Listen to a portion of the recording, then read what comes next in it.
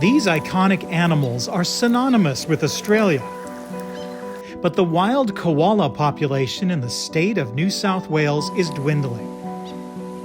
And a government plan to provide them with a sanctuary may not be implemented in time to stop or reverse their decline, according to environmentalists and forest advocates. Officials have proposed merging 315,000 hectares of national park and public forest land to create the Great Koala National Park. The area is located about 500 kilometers north of Sydney, and once the government's plans are published or gazetted, the Koala Haven could be established as early as 2025. But people like Mark Graham say that time frame may be too late. There's been a massive expansion and intensification of logging in some of the most biodiverse areas of the Great Koala National Park.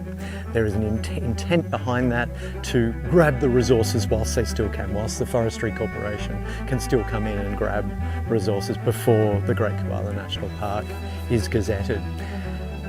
That's quite sinister because the harm that's done here will take a long while to repair, and in some respects it might never repair.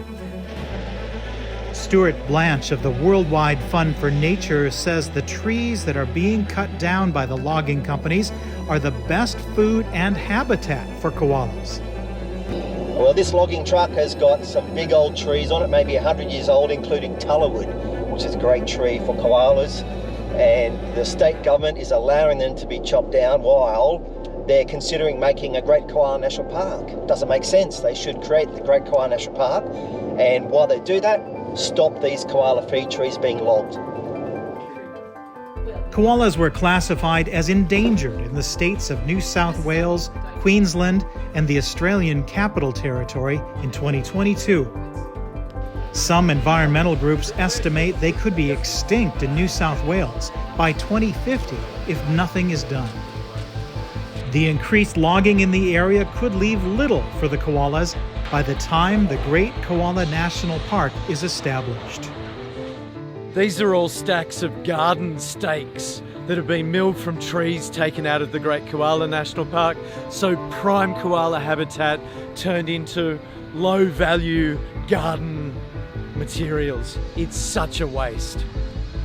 And the last thing I want to see is any further decline in our globally significant species. And when I see this type of stuff, and I come in and I audit a logging operation, it's not easy. It's a very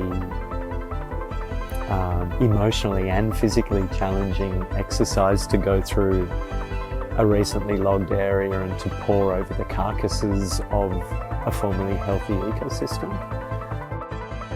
The Reuters news agency studied data provided by the New South Wales Forestry Corporation.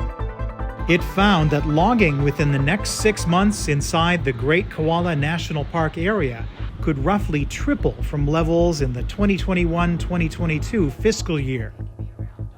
Look, we're trying to get it in place as soon as possible.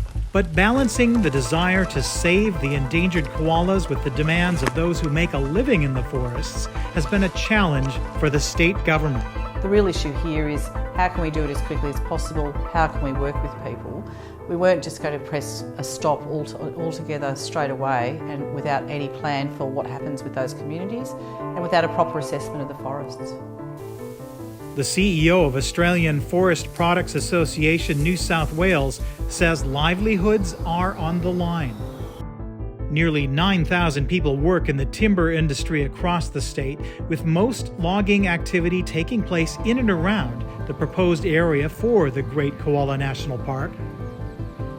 The Forest Products Association chief said an outright ban on native logging is not a solution. If we were to lose our native forestry industry in New South Wales, we're really just pushing the supply of that timber overseas to other jurisdictions where they have much weaker environmental standards, where we're seeing a lot more rapid degradation of those environments and a greater impact on threatened species in other jurisdictions. international jurisdictions. In New South Wales, we hold some of the highest environmental standards in the world that has minimal impact on our native fauna. And as I say, we can have both a sustainable native forestry industry and a Great Koala National Park, if that's the direction that the state government wants to go down. Environmentalists disagree. Australia is the only rich country that is still bulldozing hundreds and hundreds of thousands of hectares of trees every single year. So we are the worst performer of any developed nation. It's something we should not be doing, and we want to get off this list of it being a deforestation front.